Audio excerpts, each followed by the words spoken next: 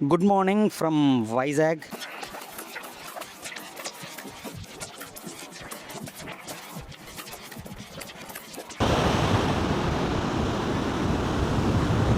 నిన్న పూరి నుంచి సుదీర్ఘ జర్నీ తర్వాత అని ఎన్నో అడ్డంకులు ఒడిదుడుకులు అన్నీ దాటుకొని ఆ ట్రైన్ జర్నీ కంప్లీట్ చేసుకొని ఎర్లీ మార్నింగ్ 9 వరకు అయితే మనం వైజాగ్ రీచ్ అయిపోయినాం. సో ఇక్కడ నాకు వైజాగ్ నుంచి మళ్ళీ నాకు హైదరాబాద్కి డైరెక్ట్ ట్రైన్స్ అయితే ఆఫ్టర్ 4 అయితే స్టార్ట్ అవుతున్నాయి. ఇప్పుడు నేను 4 వరకు ఈ స్టేషన్లో కూర్చొని ఏం చేస్తా ఖాళీగా, అందుకని చెప్పేసి ఇక్కడ నుంచి మనకు కైలాసగిరి ఇంకొకటి ఆర్కే బీచ్ రెండు అయితే ఉన్నాయి అనమాట. సైట్ సీయింగ్కి పోయి ఆ రెండింటిని కవర్ చేద్దాం. 4 తర్వాత ట్రైన్స్ ఉన్నాయి కాబట్టి 4 లోపు మనం వచ్చేలా చూసుకుందాం. చలో, మీరు కూడా ఇంటికాడ ఖాళీగా ఉండి ఏం చేస్తారు, వీడియోని ఎక్కడ స్కిప్ చేయకుండా లాస్ట్ వరకు చూసి నచ్చితే లైక్ చేసి మన ఛానల్ సబ్స్క్రైబ్ చేసుకోండి. చలో పోదాం. ఇది వైజాగ్ స్టేషన్ చూడడానికి చాలా బాగుంది. నేను లాస్ట్ టైం 3 days రైల్వే స్టేషన్లో స్టే చేయడం అని చెప్పేసి ఛాలెంజ్ చేస్తాను కదా, అప్పుడు లాస్ట్ డే నేను వైజాగ్ అని పెట్టుకుని ఉండే, కాకపోతే కొన్ని అనుకోని కారణాల వల్ల అయితే క్యాన్సిల్ అయిపోయింది. మీరు ఇప్పటివరకు ఆ వీడియోస్ కూడా చూడకపోయింటే నేను డిస్క్రిప్షన్లో వదులుతా అండ్ పైన కార్డ్స్లో కూడా వదులుతా, అక్కడి నుంచి అయితే చూడండి. అండ్ మనం వెళ్ళి ఇప్పుడు క్లాక్ రూమ్లో ఈ బ్యాగ్ పెట్టేసి ప్రశాంతంగా ఈ చిన్న బ్యాగ్ తీసుకొని పోయి ఎక్స్ప్లోర్ చేసి వద్దాము. ఫస్ట్ ఇక్కడ నుంచి కైలాసగిరి నుంచి ఆర్కే బీచ్.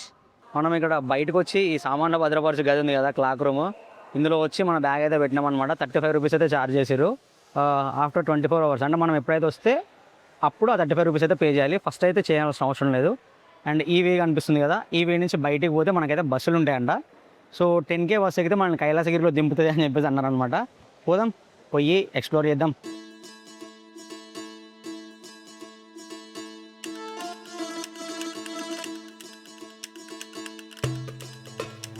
సో ఎగ్జాక్ట్గా మీరు ఎగ్జిట్ గేట్ ఉంటుంది కదా, ఆ ఎగ్జిట్ గేట్ నుంచి బయటకు వస్తే మీకు ఇట్లా బస్ బే అయితే కనిపిస్తుంది అనమాట.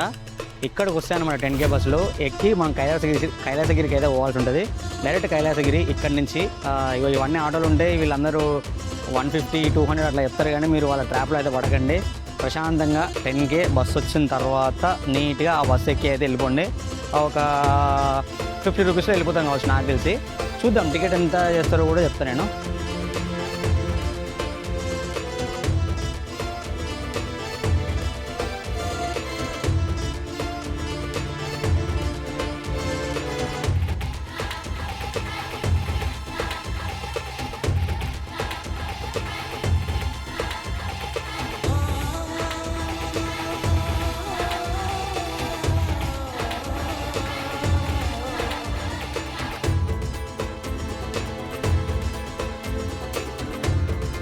ఫైనల్గా మనమైతే ఏంటిది కైలాసగిరికి అయితే వచ్చినాం అనమాట. బస్ అనేది నాకు బ్యాక్ సైడ్ బస్ స్టాండ్ కనబడుతుందా, అక్కడైతే డ్రాప్ చేసింది.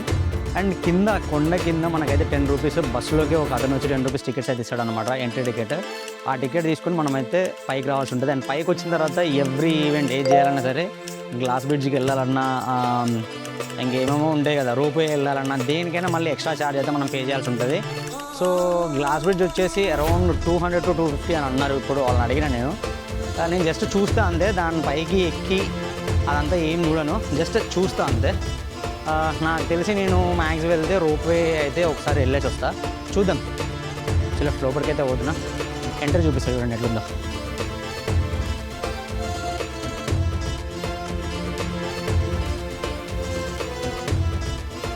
ఫైనల్లీ మనం కూడా కైలాసగిరికి వచ్చినామా. నా బ్యాక్ సైడ్ వచ్చి శివపార్వతి స్టాచ్యూ ఉంది. అండ్ వైజాగ్లో ఉన్న ప్రతి ఒక్కరికి కైలాసగిరి అయితే తెలుసు అనమాట. అండ్ వైజాగ్లో ఉన్న ట్రావెలర్స్ అందరూ కూడా హైప్ ఇచ్చిన కైలాసగిరి ఇదే. హైప్ ఇవ్వడం అసలు తప్పలేదు, ఎందుకంటే చాలా బాగుంది. అండ్ తిరగడానికి కూడా చాలా స్పేస్ ఉంది. ఆల్మోస్ట్ ఒక 2-3 hours అయితే వర్క్ వచ్చేది చూడాలి అని అనుకుంటే.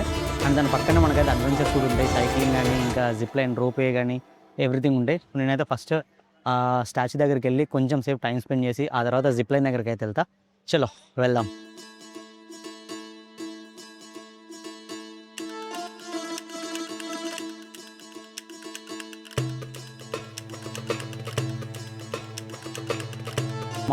నా back side zip line, ropeway ఇవన్నీ జరుగుతున్నాయి అనమాట. దానికి పర్ పర్సన్ వచ్చేసి 350 అంట. నాకు అది పెద్ద వర్త్ అనిపించలే. ఎందుకు అంటే నేను ఆల్రెడీ ఓషన్ పార్క్లో ఇది ఆల్రెడీ చేశాను అనమాట. ఏది రోప్వేలో వెళ్ళడము, అక్కడ 100 ఎంతో ఉంటుంది. సో ఇక్కడ 350 అంటే ఇట్స్ నాట్ వర్తీ. బట్ కాకపోతే అక్కడ మళ్ళీ హెవీ క్రౌడ్ కూడా ఉన్నారు, ఒక ఆల్మోస్ట్ ఒక 10-15 మెంబర్స్ ఉన్నారు. అండ్ దట్టు 1:30కి అట్లా క్లోజ్ అంట. అది 1:30 to 2:30 వరకు లంచ్ బ్రేక్ ఉంటుందంట. ఇంకా మనం చేయలేము. So not interested also. ఇక్కడ దగ్గరలో త్రిశూలం ఒకటి న్యూగా పెట్టిరంట. సో వెళ్ళి ఆ త్రిశూలాన్ని చూసి సిటీ వ్యూ పాయింట్ ఒకటి ఉంటుంది, అది చూసుకొని ప్రశాంతంగా కిందికి వెళ్ళి బీచ్కి వెళ్ళిపోదాం. కైలాసగిరి ఎంట్రన్స్లో ఎంత గందరగోళంగా ఉందో, కైలాసగిరి ఎంట్రన్స్ నుంచి త్రిశూల్కి వెళ్ళే రూట్ ఉంటుంది, మస్తు ప్రశాంతంగా పీస్ఫుల్గా ఉంది. ఒక హాఫ్ అన్ అవర్ పడుతుందంట ఇక్కడ నుంచి ఆ త్రిశూల్ దగ్గరికి వెళ్ళడానికి. నేను ఇదే చూస్ చేసుకున్నా. ఎందుకు అనంటే చిన్నపిల్లలు అండ్ ఎవరైతే ఇంతవరకు ఆ జిప్ లైన్ ఇంకా అవి ఏదైతే ఎక్స్పీరియన్స్ చేయలేదో వాళ్ళు ఆ హ్యూజ్ క్రౌడ్, హెవీ క్రౌడ్ అంతా స్టార్టింగ్లోనే ఆగిపోయారు. నేను ప్రశాంతత కోరుకొని ఇన్ని రోజులు అంటే ఒక 2-3 డేస్ నుంచి ఆ పూరిలో తిరుగుతూ ఇంకా అంటే ఆ హెవీ క్రౌడ్లో మనకి ఇప్పుడు క్రౌడ్ కాదు ముఖ్యం, ప్రశాంతత ముఖ్యం అని చెప్పేసి ఆ త్రిశూల్ని చూద్దామని చెప్పేసి వెళ్తున్నా. ఆల్మోస్ట్ 2 కిలోమీటర్స్ ఏమో ఉంటుంది అని చెప్పారు. 30 మినిట్స్ పడుతుందంట నడుచుకుంటూ వెళ్ళిపోతే. పోదాము. ఇదంతా కూడా ఒక చిన్న పార్క్, చాలా బాగుంది.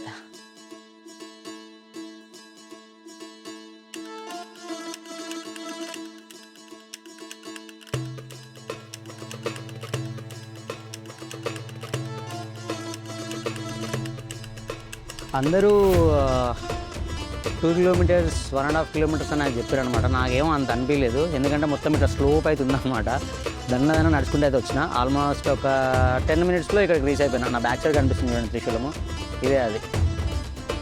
అండ్ దీని ఫ్రంట్ వ్యూ అయితే సూపర్ ఉంది. మొత్తం సిటీ అంతా కనిపిస్తుంది. కొండల మధ్యలో ఈ వైజాగ్ సిటీ అయితే ఉంటుంది. చూపిస్తా చూడండి, క్రేజీ ఉంటుంది.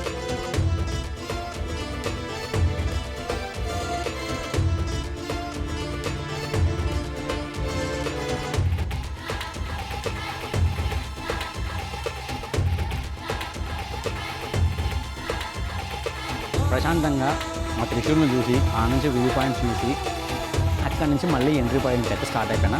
ఇక్కడ షాప్స్ ఉన్నాయి. షాప్స్లో ఏంటి అంటే ఏదైనా మీరు ఏది తీసుకున్నా సరే ఎంఆర్పీ ప్రైస్కి అయితే ఇస్తారు. వాటర్ బాటిల్స్ కానీ, కూల్ డ్రింక్స్ కానీ, ఐస్ క్రీమ్స్ కానీ అండ్ ఎవ్రీథింగ్. సో నేను ఒక 10 రూపీస్ పెట్టి అయితే ఐస్ క్రీమ్ తీసుకున్నా. ఇప్పుడు ఇది జీక్కుంటే ఇంకా ఎంట్రన్స్ దగ్గరికి వెళ్ళి గ్లాస్ బ్రిడ్జ్ ఉంది కదా, అదొకటి చూసేసి రిటర్న్ టు ఆర్కే బీచ్. చలో. అండ్ ఇదేంటి అని అంటే మన హైదరాబాద్లో లాగా సంజీవయ్య పార్క్, ఈ ఎన్టీఆర్ గార్డెన్స్ ఇవి ఉంటాయి కదా, ఓన్లీ లవర్స్ మాత్రమే పరిమితమైన పార్క్ ఉంటాయి కదా. సో సేమ్ ఈ కైలాసగిరి అట్లనే ఉంది. ఎక్కడ ఏ చెట్టు కింద ఏడ చూడు లవర్సే కనిపిస్తున్నారు నాకు. ఏమో ఇంకా వాళ్ళ పని వాళ్ళది, మనం ఏం చేస్తాం అంతే. ఇంకా ఓపెన్ పార్క్ ఇది. సరేనా, ఏమాట కామాట ఐస్ క్రీమ్ బాగానే ఉంది.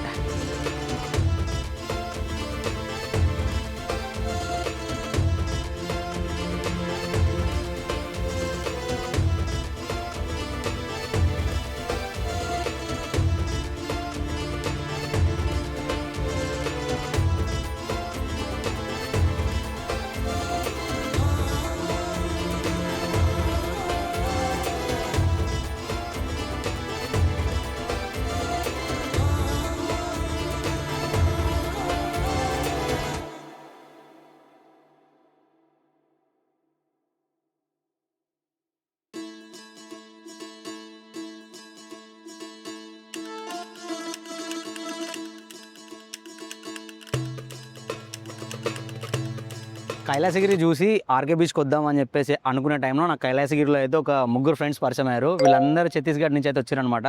దేనికి వచ్చారో తెలుసా, ఈ వైజాగ్ని ఎక్స్ప్లోర్ చేయడానికి వచ్చారనమాట. సో నేను వీళ్ళతోటే వచ్చిన.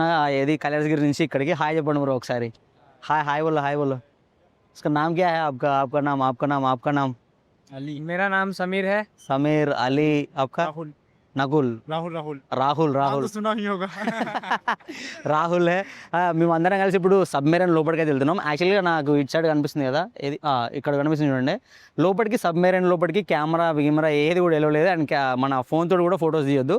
సో అది బాగా స్ట్రిక్ట్లీ రెస్ట్రిక్టెడ్ ఏరియా అనమాట. నేను బయట నుంచి చూపిస్తా. దీని ముందే ఇంకా దీనికి ఆపోజిటే మనకి బీచ్ ఉంటుంది కాబట్టి ఇంకా డైరెక్ట్ నేను ఆర్కే బీచ్, రిషికొండ బీచ్ ఇదంతా అవసరం లేదు, మొత్తం కలిపి ఒకటే బీచ్. ఆ బీచ్ కూడా చూపిస్తా. చలో ఫస్ట్ అయితే సబ్మెరైన్ చూసి మీకు చెప్తా ఎట్లుంది అనేది. దీని లోపలికి ఎంట్రీ టికెట్ పర్ హెడ్ 100 ఉంటుంది అనమాట. మేము 4 మెంబర్స్ కదా, 400 తీసుకున్నాం మా దగ్గర.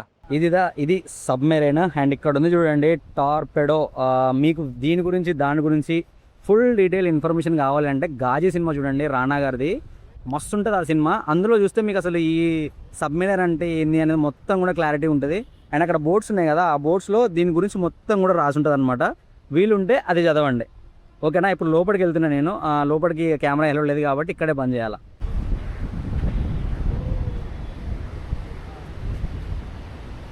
ఇదే బీచ్.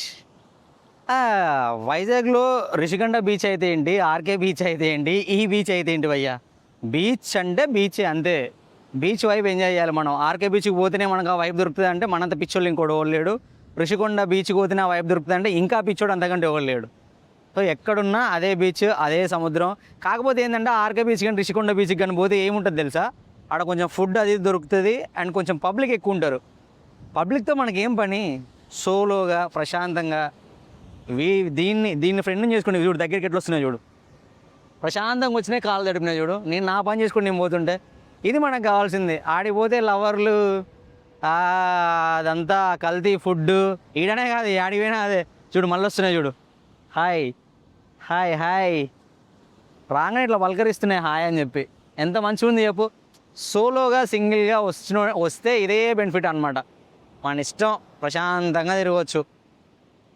నాకు అదే ఇప్పుడు ఆర్కే బీచ్కి పోవాలి అని అంటే ఎవడు పోతాడు ఆడికి, అంత దూరం 4 కిలోమీటర్స్ ఉంది అండ్ దట్టు ఆ పబ్లిక్ అదంతా మనతో అయ్యే పని కాదు నాయన.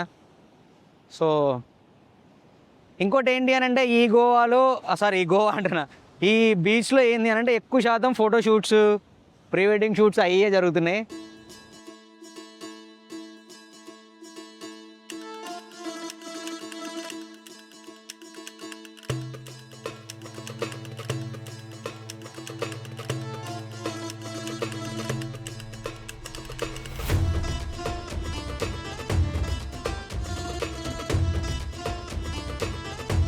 చూసిరు కదా ఈ వైజాగ్ వీడియో.